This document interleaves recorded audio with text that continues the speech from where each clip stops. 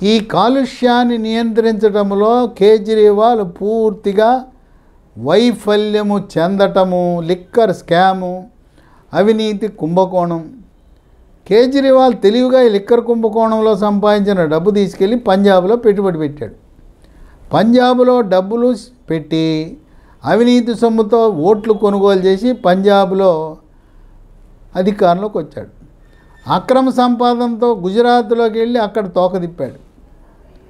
ఈ విధంగా నేను అవినీతిని అంతమొందిస్తానని చెప్పి చీపురు పెట్టి చీపురుతో అవినీతిని ఊడ్చేస్తానని చెప్పి ఇవాళ మోస్ట్ కరప్ట్ పార్టీ భారతదేశంలోగా దానికి ముగ్గురు నాయకులు వాటాదారులు. ఆమ్ ఆద్మీ పార్టీ అంటే ఒక ప్రైవేట్ లిమిటెడ్ కంపెనీ, దాంట్లో మొదటి వ్యక్తి కేజ్రీవాల్, రెండో వ్యక్తి మనీష్ సిసోడియా, మూడో వ్యక్తి సత్యేందర్ జైన్.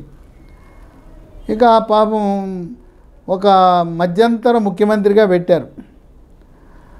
ఆమె మహిళ, ఆమె అతి కష్టం మీద కొద్ది ఓట్లతో నెగ్గింది. ఆమెని ప్రతిపక్ష నాయకురాలుగా పెట్టాలనే ఆలోచన ఉంది.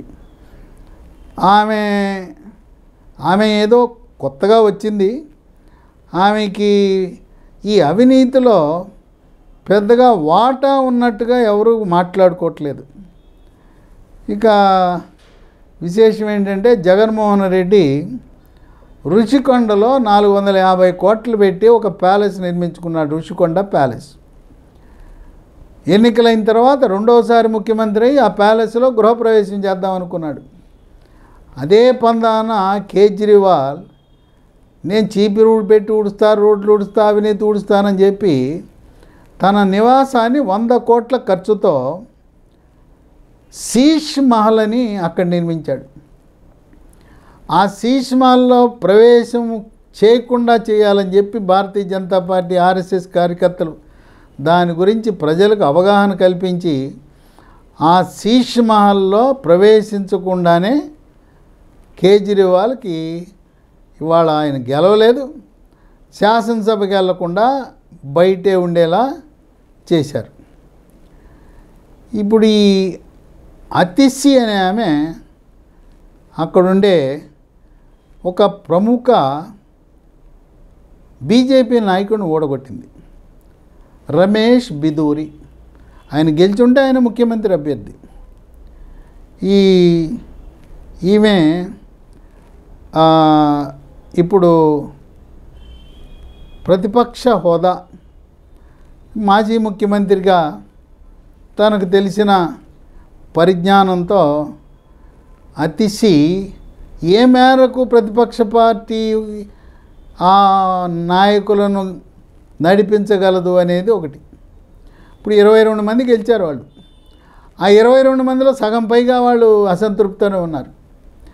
ఇక మళ్ళీ రాదులే, ఇది కోలుకోదులే, ఇక లేవదులే, అయిపోయిందిలే, ఇక పార్టీ మూత అని చెప్పి 22 మందిలో చాలామంది భారతీయ జనతా పార్టీ చెంతకు చేరటానికి సిద్ధంగా ఉన్నారు.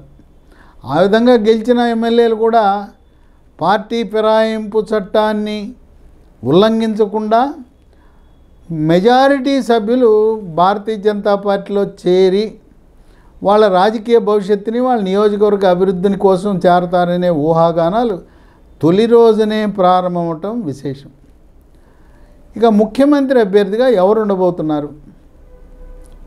ఈ ముఖ్యమంత్రి అభ్యర్థి అనేది ఈరోజే ఫలితాలు విడుదలైన 8వ తారీఖు శనివారం సాయంత్రం భారతీయ జనతా పార్టీ జాతీయ కార్యాలయంలో ప్రధానమంత్రి అమిత్ షా, జేపీ నడ్డా పెద్దలందరూ ఒక భారీ బహిరంగ సభ ఏర్పాటు చేసి అక్కడ కార్యకర్తలందరికీ ధన్యవాదాలు తెలిపిన తర్వాత ఆ సభ అవగానే అక్కడే సమావేశం అవుతారు. Bharatiya Janata party parliamentary board సమావేశం. ఇది పాలిట్ బ్యూరోతో సమానం. దాంట్లో ఉండేది 11 మందే. ఆ 11 మందిలో మన తెలుగువాడు డాక్టర్ లక్ష్మణ్ కూడా ఒక సభ్యుడు. చాలా గౌరవం కదా మరి. ఆయన ప్రధానమంత్రి అమిత్ షా, జేపీ నడ్డా లాంటి, రాజ్నాథ్ సింగ్ లాంటి పెద్ద పెద్ద కాకలు తీరిన నాయకుల పక్కన కూర్చుని ఈ రోజున బీజేపీ ముఖ్యమంత్రి ఢిల్లీ అభ్యర్థిని ఈరోజు రాత్రికే నిర్ణయం చేసి అతి త్వరలో ముఖ్యమంత్రిని ప్రమాణ స్వీకారం చేయించాలనే ఆలోచనలో ఉన్నారు. దీనికి ఒక 5 అభ్యర్థుల మధ్య పోటీ ఉంది. 5 పరిశీలనలో ఉన్నారు. మొట్టమొదటి అభ్యర్థి పర్వేష్ సింగ్ వర్మ. ఈయన కేజ్రీవాల్ను ఓడించాడు. ఆయన 3182 ఓట్ల మెజారిటీతో కేజ్రీవాల్ను మట్టి గరిపించిన వ్యక్తి పర్వేష్ సింగ్ వర్మ.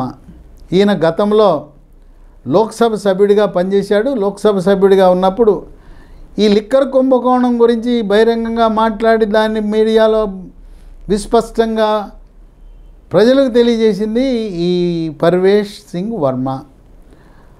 ఆయన టర్మ్ అయిపోగానే ఆయనకి మళ్ళీ లోక్సభ సీట్ ఇవ్వాల. అప్పుడే వాళ్ళ మైండ్లో ఉంది పర్వేష్ సింగ్ వర్మని ఎమ్మెల్యేగా పంపాలనే ఉద్దేశంతో ఆయనకి లోక్సభ సీట్ ఇవ్వాల.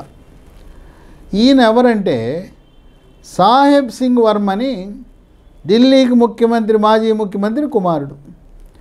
ఈయన కులం జాట్ కులం. జాట్లు అంటే చాలా పవర్ఫుల్. జాట్లు ఢిల్లీలోనే కాదు ఉత్తరాదిలో చాలా పవర్ఫుల్ కమ్యూనిటీ, చాలా బలమైన సామాజిక వర్గం. ఈయన అంకులు ఆజాద్ సింగ్ గతంలో నార్త్ ఢిల్లీ, ఉత్తర ఢిల్లీ మున్సిపల్ కార్పొరేషన్కి మేయర్గా కూడా పనిచేశాడు. ఆయన యువకుడు, చాలా ఆదర్శ భావాలు కలిగిన వ్యక్తి, నీతి నిజాయితీకి మారుపేరు. ఈయన జైంట్ కిల్లర్ కేజ్రీవాల్ని పడగొట్టాడు. భారతదేశంలో కేజ్రీవాల్ గాలి తీసేశాడు. చిన్న యువకుడు ముందు ఆయన ఓడిపోయాడు. ఈయన పేరు బలంగా వినపడుతూ ఉంది.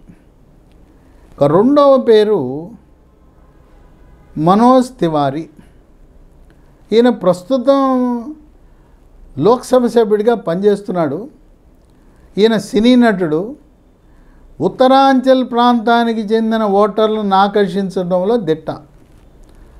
ఆయన సమీప ప్రాంతంలో 15 మంది ఈ ఉత్తరాంచల్ ప్రాంతాల్లో పోటీ చేస్తే అక్కడ 14 మంది గెలిచారు. ఈ మనీష్ తివారీ మరి జనాకర్షణ కలిగే వ్యక్తి. ఆయన కూడా పరిశీలనలో ఉన్నాడు. ఇక 3 బన్సూరి స్వరాజ్. ఈమె మొట్టమొదటిసారి శాసనసభలో ప్రవేశించింది. ఈమె సుష్మా స్వరాజ్ కుమార్తె. ఈమె సుప్రీంకోర్టులో న్యాయవాదిగా పనిచేస్తున్నారు. ఇప్పుడు 2029 నుంచి మహిళా రిజర్వేషన్ అమలు కాబోతోంది. 3వ వంతు మహిళలకి సీట్లు ఇవ్వాలి. కనుక అనూహ్యంగా జైంట్ కిల్లర్ అయిన పర్వేష్ వర్మను కాకుండా బన్సూరి స్వరాజ్ని ముఖ్యమంత్రి చేసినా ఆశ్చర్యపోవాల్సిన అవసరం లేదని, మొదటిసారి ఎమ్మెల్యే అయినా, హర్యానాలో మొదటిసారి ఎమ్మెల్యే, రాజస్థాన్లో మొదటిసారి ఎమ్మెల్యే, మధ్యప్రదేశ్లో మొదటిసారి ఎమ్మెల్యే, కాకలు తీరిన నాయకులుండగా కొత్త వారిని అక్కడ ముఖ్యమంత్రిగా చేసిన చరిత్ర భారతీయ జనతా పార్టీ